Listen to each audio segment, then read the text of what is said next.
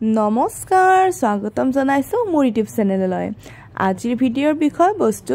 দ্বিতীয় শ্ৰেণীৰ ঝংকাৰ পাঠ্যপুথিখনৰ অৰ্থাৎ অসমীয়া বিষয়ৰ অধ্যায় নং 6 বজাৰ অধ্যায়ৰ পাঠ নং 1 শনিবৰীয়া বজাৰৰ আটাইবোৰ ক্ৰিয়াকলাপ আৰু লগতে ইয়াত যিখিনি পঢ়ি দিবলগীয়া আছে আটাইবোৰ পঢ়ি দিয়া হ'ব যদি এই ভিডিঅ'টো চাই ভাল লাগে তেন্তে লাইক কমেন্ট শেয়াৰ কৰিব আৰু যদি মোৰ চেনেলটোলৈ নতুনকৈ আহিছে তেতিয়া হলে কিন্তু সাবস্ক্ৰাইব কৰিবলৈ নাপাহৰিব তেন্তে আহকচোন পলম নকৰি আমি ভিডিঅ'টো আৰম্ভ কৰো এতিয়া আমাক পাঠ 1 দিছে শনিবৰীয়া বজাৰ ছবি চাই কথা পাতো আহা এতিয়া আমি দেখিবলৈ পাইছো এখন বিদ্যালয়ত ছাত্ৰ ছাত্ৰীসকলক কেনে ধৰণে বজাৰ কৰা হয় বা কেনে ধৰণে বজাৰ এখনত বিক্ৰী কৰা হয় বা কেনে ধৰণে গ্ৰাহকে বস্তু কিনে দৰ দাম কৰে এই বিষয়ে অকমান জ্ঞান দিবলৈ এনেকুৱা ধৰণৰ এখন কি কৰিছে নাটক কৰিছে তেওঁলোকে আৰু সেই নাটকখন আমাক এই লেসনটোৰ জৰিয়তে বুজাব বিচাৰিছে যে বজাৰ হয় কি বা বজাৰত কি কি কৰা হয় ঠিক আছে ইয়াতে আমি দেখিবলৈ পাইছো বজাৰত বহুত শাকপাচলি ওলাইছে কোনোবাই দৈ বেচিছে কোনোবাই যদি বন্ধাকবি তাৰপিছত বেঙেনা তিয়হ বিলাহী মূলা ভেন্দি আটাইবোৰ বেচিছে কোনোবাই আৰু বেলেগ বেলেগ ধৰণৰ শাকপাচলি বিলাক বেচিছে ঠিক আছে এতিয়া আমাক ইয়াতে কেটামান প্ৰশ্ন দিছে এইগিটা আমি চাই লৈছো ইয়াতে আমাক দিছে ক আহা ওপৰৰ ছবিখনত কি কি গছ দেখিছা কোৱা এতিয়া আমি এই ছবিখনত কি কি গছ দেখিছো খুদিছে যেহেতু ইয়াতে কোনো ধৰণৰ তেনেকুৱা আমি ফল এনেকুৱা দেখিবলৈ পোৱা নাই কিন্তু আমি কলগছডাল চিনি পাও হয়নে আমি সৰুৰ পৰাই জানো কলগছ কোনডালক কয় হে আৰু মই এডালক আম বুলি ধৰিছো অৰ্থাৎ এডালক আম বুলি কৈছো আৰু এই দুডালক আম বুলি কৈছো আৰু এইখিনি কলগছ বুলি কৈছো ঠিক আছে তো আমি ইয়াতে উত্তৰ হিচাপে লিখিছো যে উত্তৰত আমি লিখিছো কলগছ আৰু আমৰ গছ যি ধৰণে আমাক প্ৰশ্ন সুধিছে যে ওপৰৰ ছবিখনত কি কি গছ দেখিছা কোৱা আমি এনেকে ধৰণে কলে হ'ব যে কলগছ আৰু আমৰ গছ তাৰ পিছত আমাক খ প্ৰশ্নটো দিছে যে ছবিখনত লৰা-ছোৱালীবোৰে কি কৰিছে ছবিখনত লৰা-ছোৱালীবোৰে কি কৰিছে বস্তু বিক্ৰী কৰি আছে হয়নে বা শাকপাচলি বেছি আছে বুলি কলেও হ'ব বা বস্তু বিক্ৰী কৰি আছে বুলি কলেও হৈ যাব তাৰ পিছত দিছে বজাৰখনত কোনে বস্তু বিক্ৰী কৰিছে অৰ্থাৎ বজাৰখনত কোনে বস্তু বিক্ৰী কৰিছে এইটো সুধিছে মই ইয়াতে লিখি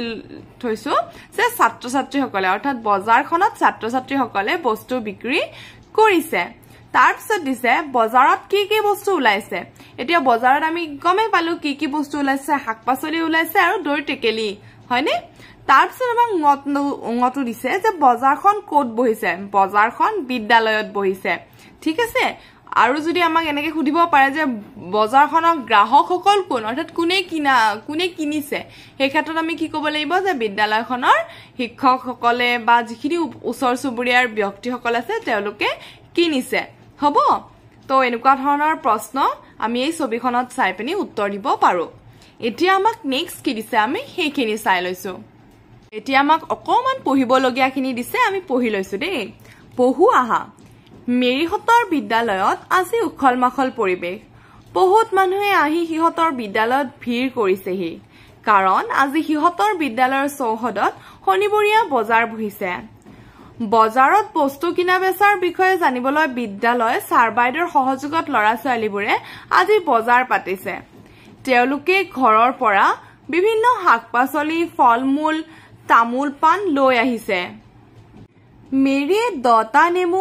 2 গুছি পাণ আৰু 5টা কৰ্দৈ আনিছিল নেমু কেইটা তাই 5 টকাকৈ বেচিলে পাণ 2 গুছি বেছি 5 টকা আৰু কৰ্দৈ কেইটা বেছি তাই 15 টকা পালে তাৰ পিছত আমাক কেইটামান প্ৰশ্ন দিছে আমি তাৰে উত্তৰ কৰি যাও শুদ্ধ উত্তৰটোত শুদ্ধ বা ৰাইট চিন দিও আহা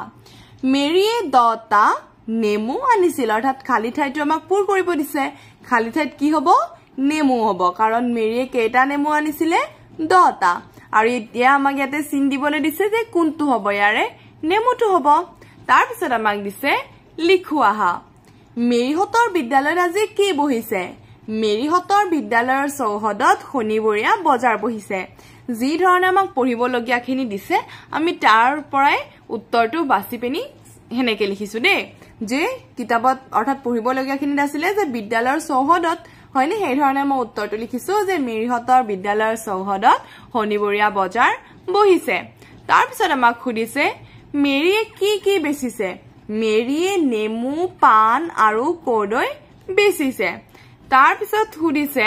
যে মেৰিয়ে কি বস্তু বেচিলে আৰু মুঠ কিমান টকা পালে এতিয়া মেৰিয়ে নেমু পান আৰু কৰ্দৈ বেচিলে নেমু বেচিছিল তাই 5 টকাকৈ হয়নে 5 টকাকৈ হলে কিমান হ'ব 5 10 গুণ 10টা নেমু আছিলে 5 10 গুণ 50 ঠিক আছে আৰু এপিনে পান দুগুছি 5 টকাত বেচিছিলে আৰু এপিনে কৰ্দৈ এটা 15 টকাত তো অল টোটাল কিমান হ'ব 70 টকা অৰ্থাৎ মেৰিয়ে কিমান টকা পালে 70 টকা পালে তাৰ পিছত আমাক খুদিছে যে বজাৰত কি কৰা হয় বজাৰত কিনা বেচা কৰা হয় অৰ্থাৎ গ্ৰাহকে কিনিব আৰু দোকানীয়ে বেচিব তো সেই কাৰণে আমি লিখিছো যে বজাৰত কিনা বেচা কৰা হয় তাৰ পিছত আমাক কি দিছে আমি হেইটো চাও এতিয়া আমাক দিছে শুনু আৰু ক আহা তো মই জটাই নপঢ়ো মই ভালদৰে পঢ়ি যাম পিছত আমাক যিখিনি জানিব লগিয়া দিছে আমি সেইখিনি জানি লম ঠিক আছে এটো হ'ব ৰুক্ম এটো হ'ব ৰুক্মিণী যুগ্ম অযুগ্ম আত্মা মহাত্মা পদ্ম সদ্ম চম্পা চম্পাৱতী অম্বৰ নীলাম্বৰ ৰম্ভা সম্ভাৰ অম্ল অম্লান এতিয়া আমাক দিছে জানু আহা দ যোগ ম দয় মেম ম গ যোগ ম গয় মেম ম তন্তা ত যোগ ম তয় মেম ম ক যোগ ম কয় মেম ম ম যোগ ব ময় বেম ব ম যোগ ভ ময় ভেম ভ ম যোগ প ময় পেম প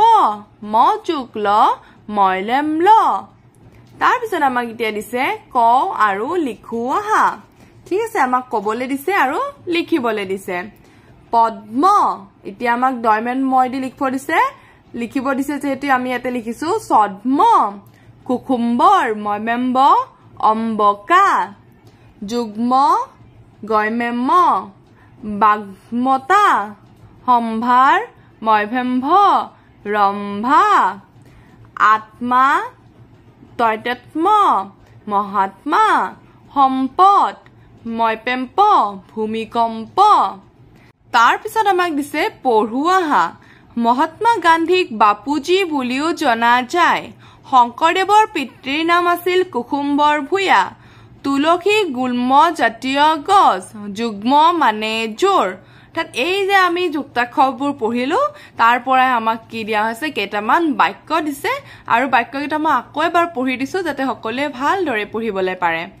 মহাত্মা গান্ধীক বাপুজী বুলিও জনা যায় শংকৰদেৱৰ পিতৃৰ নাম আছিল কুসুম্বৰ ভূঞা